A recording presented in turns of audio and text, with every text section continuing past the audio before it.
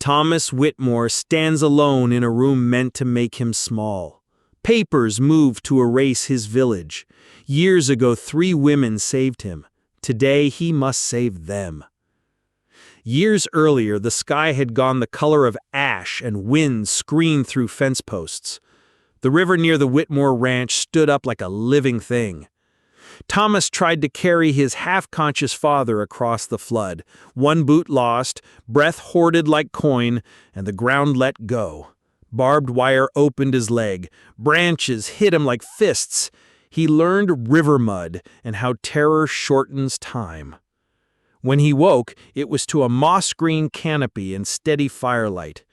3 women moved around him with the certainty of people who had done this before and would do it again. One crushed roots and packed the wound with bitter paste. One spooned broth from a carved bowl. The third watched him like a hawk. Not unkind, just exact. When he could stand, they blindfolded him, led him to a fork in the river, pointed south, and vanished into fog. He carried that memory home the way a man carries a secret coin, touched often, shown to no one. No one believed the part about the women. They smiled the way townfolk smile when they think a man confuses gratitude with myth. Then came a market day, with dust meaner and sun meaner.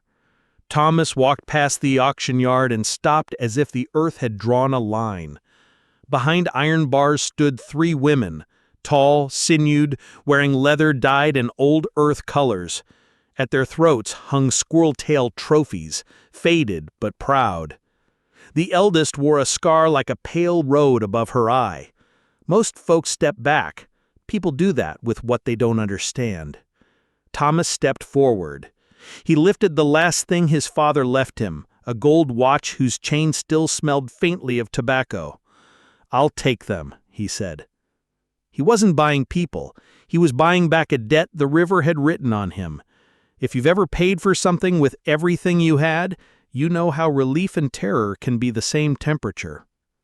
He gave them a cabin by the hay barn, unlatched the irons himself, and left, because dignity breathes best without an audience.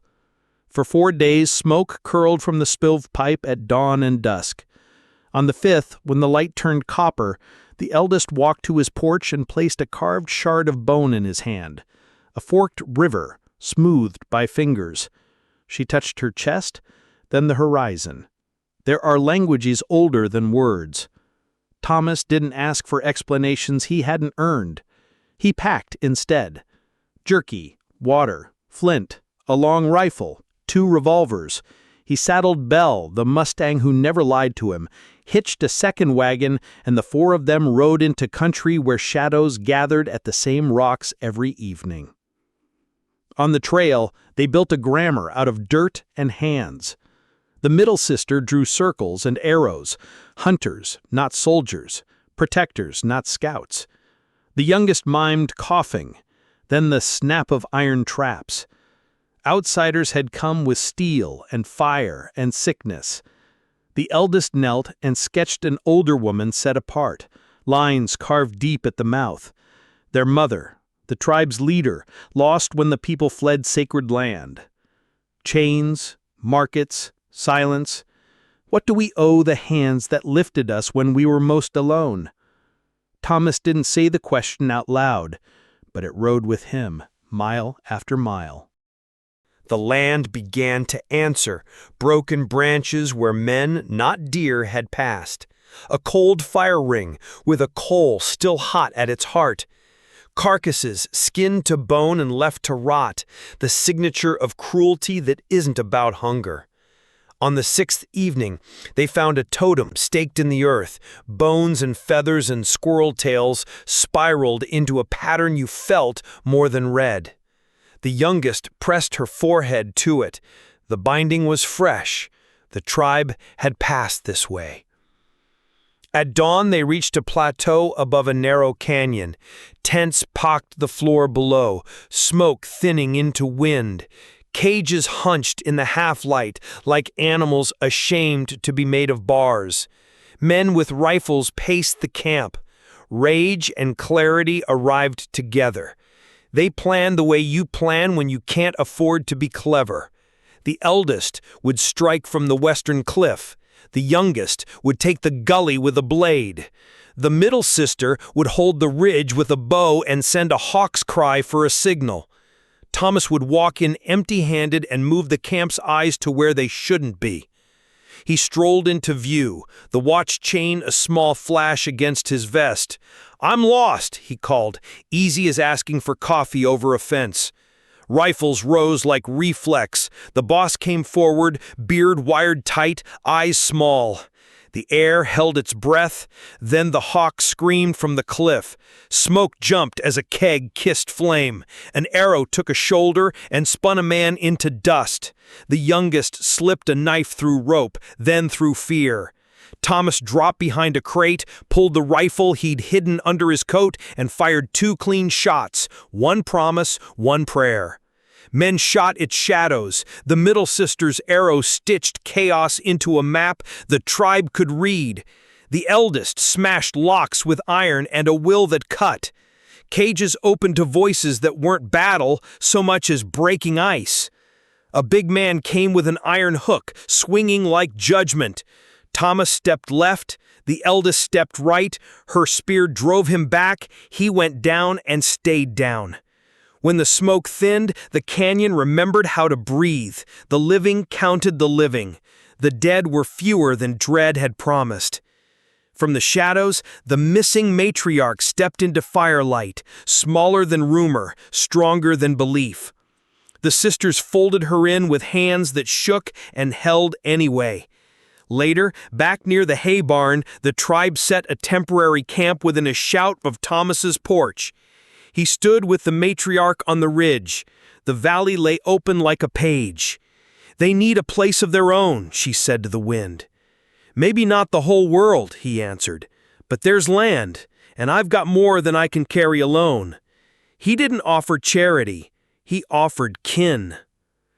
The council fire was small, the decision was not. At first light, logs were hauled, clay bricks shaped, a watchtower raised where the ridge tells you what you need to know. The old barn became a hall with pegs for tools and a table long enough to make disagreements end in shared bread. The sisters taught quiet feet and sharp eyes. Thomas taught water to run where it should and plows to behave.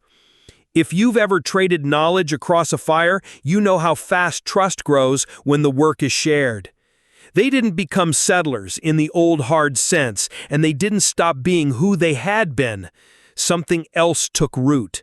A braid of knowledge, a language made of calluses and laughter, and the kind of rules you only learn by keeping them.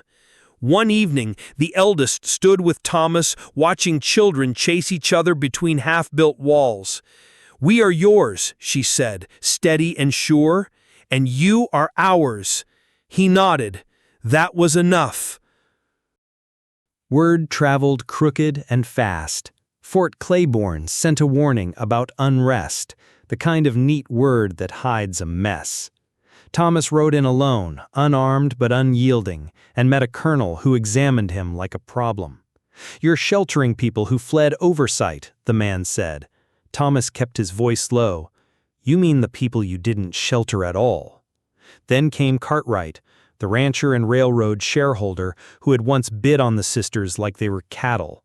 He returned with forged papers and 3 companies of hired guns. They circled the settlement, pinched the roads, tried to starve courage. The tribe chose practice over panic. Water slid through a ravine that keeps secrets. Foragers ghosted along deer trails. Young runners stole into night to blacken cook fires with wet cedar and reclaim what needed reclaiming. On the 6th night, with the moon cut thin, they moved out silent as mist, a single hawk's cry. Fires died under boot soles. Wagons tipped. Racks of rifles discovered new owners. Thomas met Cartwright by a broken cottonwood, put him in the mud with one honest punch, and left him to consider the difference between a claim and a right. Dawn showed a camp that wasn't a camp anymore. The siege loosened. Thomas knew fear would change its clothes. The next attack would come as ink and speech. So he stacked the law on his side, deeds filed, taxes tallied, ledgers written clear enough that even a skeptic could follow. Walls rose, new wells glittered at noon. A school took shape inside the bones of an old storage barn. Girls learned the bow and the blade, boys learned to mend what they broke. Other tribes sent envoys with gifts and stories. Crops held through a blight that killed half the county's herds because someone's grandmother remembered a tea and someone else knew when to burn and when to wait. The papers, who love a headline more than a man, named Thomas the man who built a tribe. He shrugged and kept swinging a hammer. A letter arrived with a wax seal heavy enough to bruise. The governor's words made official what the soil already knew: recognition as a cultural and agricultural district under state protection. Not everything, but not nothing. Thomas hung the letter in the hall, and beside it, the squirrel-tail trophies, old, faded, still proud, past and present shoulder to shoulder. Then the maps shifted again. Development initiatives, a phrase that smiles while it takes. Thomas didn't go to the capital alone. He rode with 12 leaders, 3 wagons of documents, and a translator who had taught herself to turn pain into paragraphs. The hearing stretched, dignified and sharp. Numbers stacked on truth. The middle sister unrolled maps marked with chalk and memory. The eldest spoke once and didn't need to again. Thomas told them what work feels like when it becomes home. The ruling came down clear. The settlement would remain. The district would be shielded from corporate seizure. Paper, for once, stood where people had stood first. Years passed the way good years do, busy and full of small miracles. A greenhouse gleamed through winter like a jar of summer. Festivals drew neighbors who had once watched from their porches with folded arms. The eldest bore a daughter with eyes that missed nothing, and a smile that could stop a fight. The child followed Thomas through fields, learning the topography of kindness. A gate left open for a late rider, a calf steadied to its feet, a tool returned sharp and clean. Maybe you know that feeling, the quiet pride when a younger hand does the right thing without being asked. One morning, Thomas sat beneath the tree they'd planted after the siege. The world smelled like warm bread and rain. Children ran where barbed wire used to catch sleeves. He closed his eyes, and the years settled on him like a quilt, not a weight. When he passed, they carried him to the creek where the river had once spared him, wrapped him in deerskin embroidered with seasons and stories. The eldest placed a lock of hair shot with green on his chest. No statue, no speech, a ring of stones and a tree that understands light. The children were not taught his name in lists. They learned it at supper tables, where one more bowl was set without asking. They learned it at gates that opened even when fear said, "Close them." People came from hard places, raid survivors, runaways, the stubborn hopeful, and the tribe made room. That was the law they kept when other laws forgot them. Maps were redrawn, names faded. One phrase did not: "He who chose us and was chosen in return."